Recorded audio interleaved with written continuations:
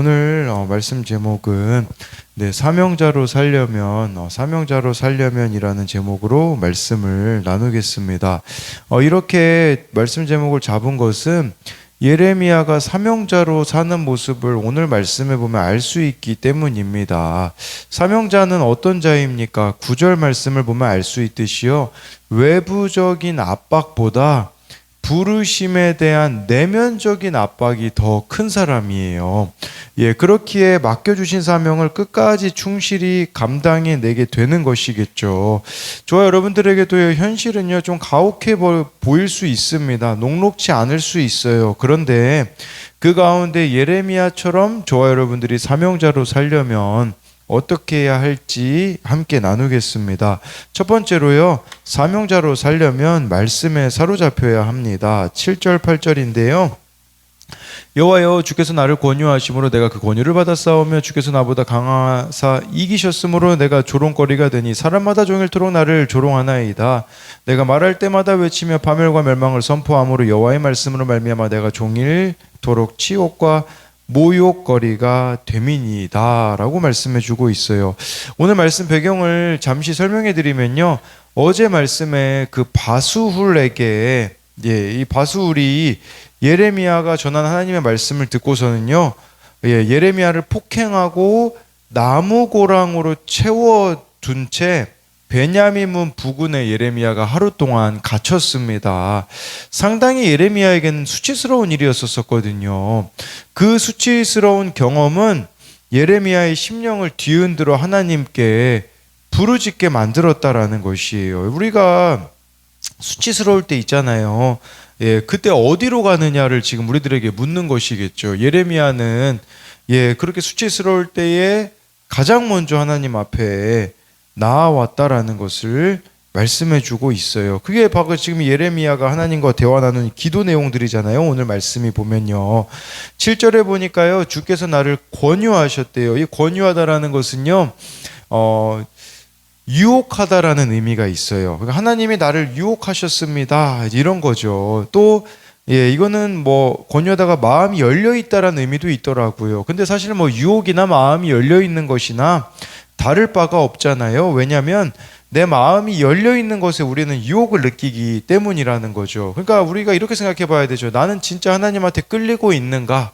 하나님이 유혹하는데 넘어갈 수 있는가? 이걸 보셔야 돼요.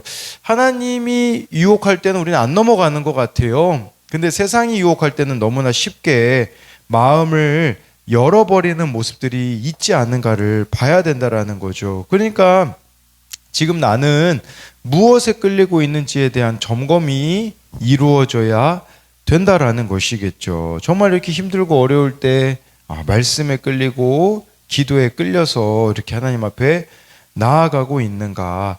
7절에 또 주께서 나보다 강하사 이기셨으므로 라고 해서요, 하나님께 압도당했다라는 의미가 될 수 있어요. 그래서 이렇게 예레미야는 하나님한테 참 저항할 수 없는 그런 압도당한 것을 보여주고요. 또 여기서 이 강하사라는 말은요, 속이다라는 의미도 있더라고요. 그러니까 예레미야가요, 솔직히 하나님한테 지금 속임당했다라고 느끼는 거예요. 그래서 이 강하사라는 단어를 그렇게도 번역하더라고요. 이제 성폭행 당했다라는 그 원어로 그렇게도 표현하는 것을 봤거든요. 그러니까 왜 이렇게 느꼈냐면, 예레미야가 하나님이 자기를 이렇게 속이셨다라고 생각하는 것은 목숨을 걸고 파멸과 멸망의 형태로 임할 하나님의 이 심판을 경고하고 사람들에게 외쳤지만 돌아온 것이 8절에 보니까요, 이렇게 막 멸시를 당하게 되어지고 치욕, 모욕거리가 되었다라고 말씀해 주고 있어요. 그러니까 자신이 하나님의 일을 했는데도 멸시, 수치, 고통, 시련이 찾아오니 하나님이 나를 속이셨다라고 생각할 수밖에 없는 거죠. 그렇기 때문에 예레미야는요, 이렇게 말씀을 전할 때마다 8절에 보니까 파멸, 멸망을 선포함으로 치욕과 모욕거리가 되었다라고 말씀해주고 있는 거겠죠. 사람들이 이것을요, 이렇게 지금 예레미야를 치욕과 모욕거리로 여기고 있다라면 우리들에게는 뭘 말해주고 있냐면, 지금 우리가 살고 있는 시대도요, 이렇게 그대로 여러분들이 살아가면 파멸과 멸망이 기다리고 있어요 라고 말씀을 기준으로 사람들에게 이야기하잖아요. 그러면 치욕과 모욕이 우리를 기다리고 있다라는 것이에요. 왜 그럴까요? 사람들이요, 자기 죄가 안 보이기 때문이라는 거죠. 여러분, 내 죄가 안 보이잖아요. 하나님의 말씀을 전해주는 사람에게 치욕과 모욕거리를 주는 자가 된다라는 것입니다.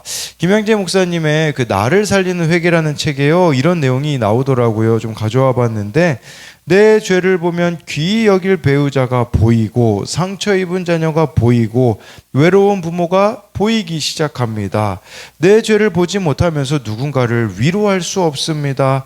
울어주는 것으로는 오래 못 갑니다.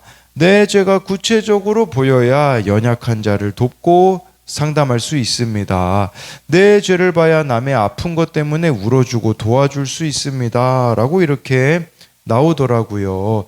정말 내 죄가 안 보이기 때문에 우리가 지금 누군가에게 상처를 준 것들이 안 보이고 있지 않는가를 봐야 되는 거겠죠. 내 죄가 안 보이기 때문에요, 누군가를 치욕과 내가 모욕거리로 삼고 있지 않는가를 돌아보자라는 것을 말씀을 드리는 겁니다. 9절에 보면요, 내가 다시는 여호와를 선포하지 아니하며 그의 이름으로 말하지 아니하리라 하면 나의 마음이 불붙는 것 같아서 골수에 사무치니 답답하여 견딜 수 없나이다. 예레미야가요, 현실이 너무 가혹했던 거예요. 그래서 나 이제 하나님 말씀 안 전할래, 이 사명의 자리 포기할래, 이런 마음을 가진 거죠. 왜냐하면 전해봤자 사람들이 반응이 좋지 않으니까 그랬던 거죠. 그래서 예레미야가요, 이제 그만하려고 하잖아요. 마음이 불붙는 것 같아서 골수에 사무쳤다고 고백해주고 있어요. 이것은 예레미야 속에 있는 하나님의 말씀이 불덩이가 되어 뼛속까지 침투했다라는 뜻이에요. 네, 뼛속까지 말씀에 자기가 사로잡혔다라는 것을 말씀해주고 있거든요. 뼛속까지 말씀에 사무치니, 이렇게 사명의 자리를 감당하지 않으면 안 되었다라는 거죠.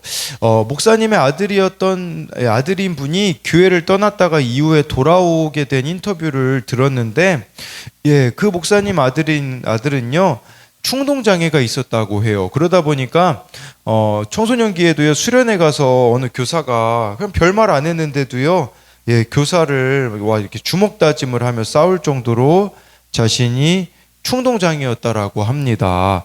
그러다가 이런 우여곡절 끝에 예수님을 받아들이고 이렇게 결정하니까요, 그런 고백을 하더라고요. 충동장애가 순종장애로 바뀐 것 같다고 고백을 하더라고요. 그러면서 정말 하나님 말씀이라면 너무 순종하고 싶다고 그가 고백하는 것을 보았습니다. 제가 이 이야기를 드리는 것은요, 우리가 하나님 말씀에 사로잡히면요, 순종장애가 됩니다. 어떻게 오늘 이 말씀을 순종하지? 이런 고민들이 생겨지게 되어지며 그것이 손과 발이 가는 적용으로 이어지는 것이겠죠.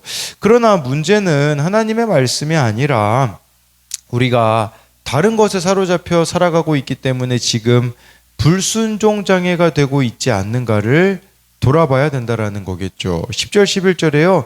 나는 무리의 비방과 사방이 두려움을 들었나이다. 그들이 이르기를 고소하라, 우리도 고소하리라 하오며 내 친한 벗도 다 내가 실족하기를 기다리며 그가 혹시 유혹을 받게 되면 우리가 그를 이겨 우리 원수를 갚자 하나이다. 그러하오나 여호와는 두려운 용사 같으시며 나와 함께 하심으로 나를 박해하는 자들이 넘어지고 이기지 못할 것이오며 그들은 지혜롭게 행하지 못함으로 큰 치욕을 당하오리니 그 치욕은 길이 잊지 못할 것이니이다. 10절에 보면요, 예레미야를 무리가 비방한대요. 그래서 무리의 비방과, 근데 여기에요, 사방이 두려움을 들었나이다. 이거 어디서 많이 듣지 않았습니까? 어제 말씀에 하나님께서 바수후를 마골 밉사빕으로 이름을 바꾸겠다고 하셨거든요. 근데 그 마골 밉사빕의 이름의 뜻이 뭐냐? 사방의 두려움이라는 거예요. 그렇다면 이 말씀의 의미는 뭐냐면 이 말씀을 전한 예레미야를 사람들이 비웃은 거예요. 그러면서 이 사방의 두려움이라는 표현을 쓰면서 예레미야를 조롱하고 있는 거죠. 근데 이때 여러분 진짜 힘든 게 뭔지 아십니까? 이야기할 사람이 없는 게 진짜 힘든 거거든요. 10절에 보니까요, 이야기할 사람이 없었대요. 왜냐하면 예레미야의 친한 친구들도 예레미야가요, 실족하기를 기다리는 거예요. 유혹에 넘어가기를 기다리고 있는 거죠. 예레미야의 말씀이 틀렸다라는 것을 증명하고자 지금 이를 갈고 있는 이 친구들의 모습이 나타나 있는 거죠. 너 넘어지기만 해봐라. 내가 어떻게 하는지. 그렇게 지금 친구들조차도 이렇게 기다리고 있으니 예레미야가 의지할 대상이 아무도 없지 않습니까? 그런데요, 이게 힘들겠지만 여러분, 축복이라는 걸 아셔야 돼요. 정말 예레미야의 친구가요, 예레미야의 말을 공감해주고 그렇게 많은 위로를 줬다면 예레미야는 힘든 일 있을 때마다 자신의 친한 친구를 찾아갔을 거예요. 그런데 의지할 사람이 아무도 없으니 어떡합니까? 하나님께 나아가고 있는 이 예레미야의 모습이 여기에 나와 있는 거죠. 그래서 11절에 이런 고백이 나오잖아요. 그러하오나 여호와는 두려운 용사 같으시며 나와 함께 하심으로, 라는 것은 무슨 말입니까? 쉽게 말씀드리면 이런 거겠죠. 하나님, 제가 정말 의지하는 사람은 하나님밖에 없습니다. 두려운 용사 같으신 하나님만이 나와 함께 해주실 것이기에 이 일들을 넉넉히 이겨나가겠다라는 이런 예레미야의 고백이 나와 있습니다. 그래서 이것에 대한 적용도요, 나는 무엇에 유혹을 느끼거나 압도되고 있습니까? 말씀으로 내 모습이 안 보이니 누군가를 치욕과 모욕거리로 삼고 있지 않습니까? 네, 여긴 7, 8절에 대한 적용 질문이고요. 나는 하나님의 말씀에 사로잡히는 순종장애가 되고 있습니까? 아니면 다른 것에 사로잡혀 있기에 불순종 장애가 되고 있습니까? 두 번째로요, 사명자로 살려면 흔들림 속에서도 경계를 지켜야 합니다. 12, 13절인데요. 의인을 시험하사 그 패부와 심장을 보시는 만군의 여호와여, 나의 사정을 주께 아뢰오사온즉 주께서 그들에게 보복하심을 나에게 보게 하옵소서. 여호와께 노래하라. 너희는 여호와를 찬양하라. 가난한 자의 생명을 행악자의 손에서 구원하셨음이니라, 라고 예레미야가 고백하고 있어요. 예레미야가요, 의인을 하나님이 시험하사 폐부와 심장을 보고 계시다라고 말해주고 있어요. 폐부는요, 신장 콩팥으로요, 이것은 감정과 정서의 자리를 뜻해요. 하나님이 나의 감정, 정서를 보고 있습니다가 되겠죠.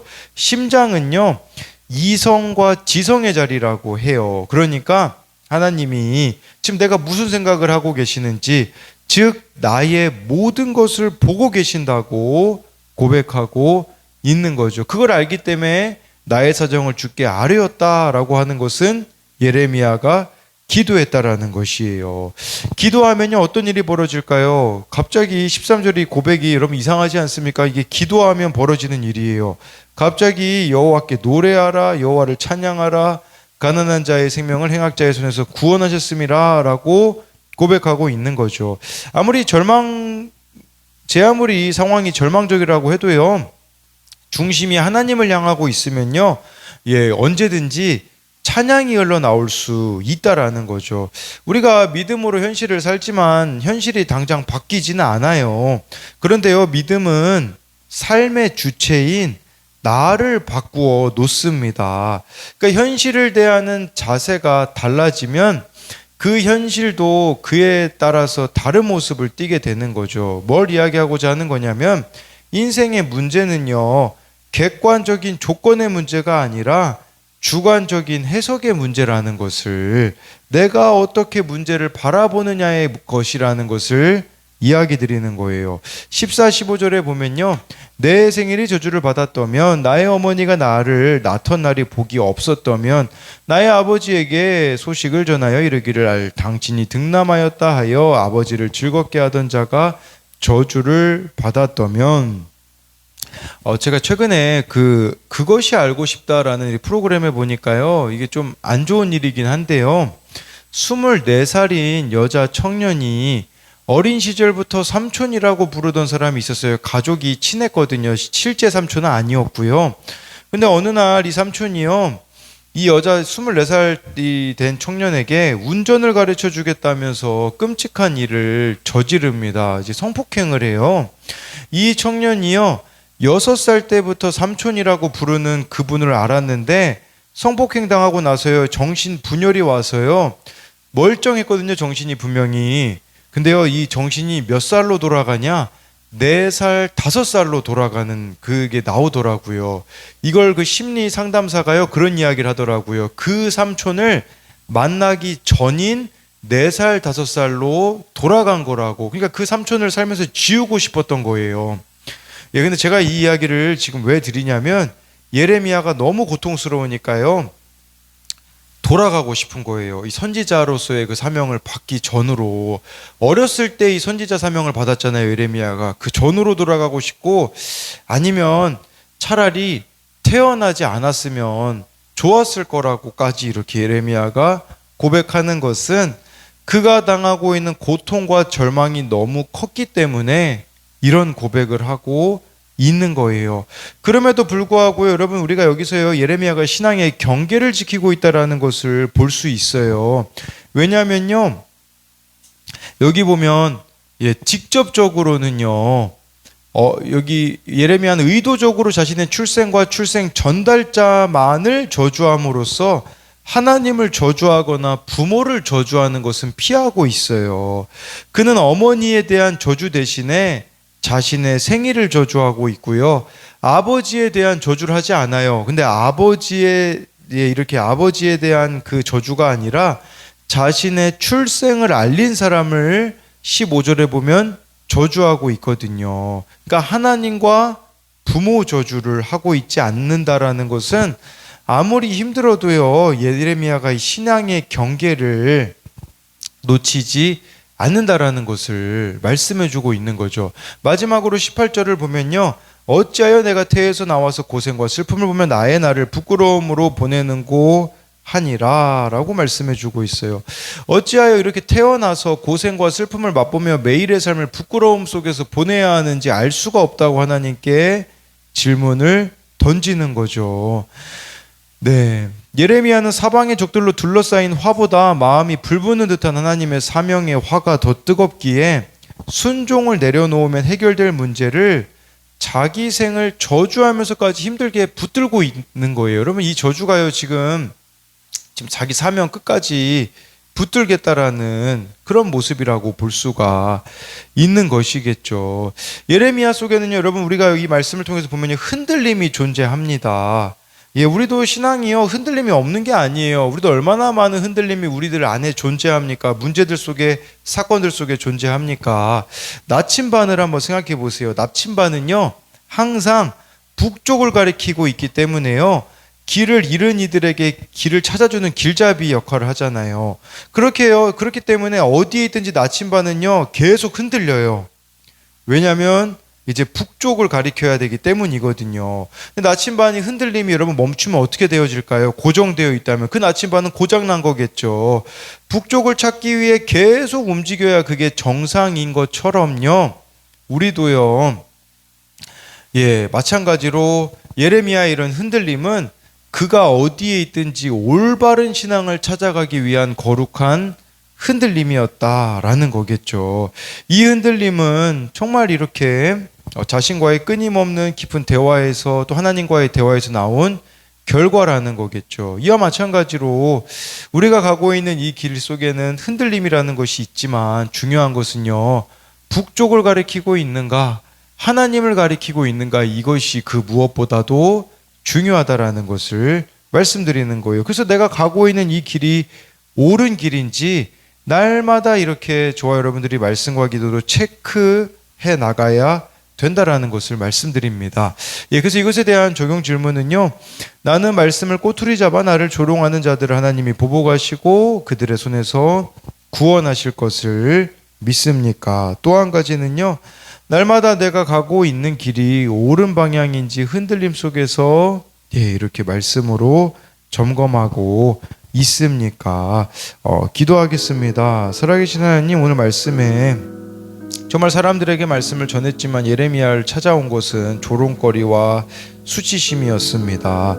사람들은 예레미야를 치욕과 모욕거리로 여겼는데, 말씀을 모르는 사람들은 우리를 치욕과 모욕거리로 느낄 때가 있습니다. 또한 나 또한 내 죄가 안 보여서 말씀이 안 깨달아져서 누군가를 치욕과 모욕거리로 느낄 때가 있는데, 그때에 정말 내 죄가 깨달아져서 정말 그들을 긍휼히 여길 수 있도록 하나님 은혜를 베풀어 주옵소서.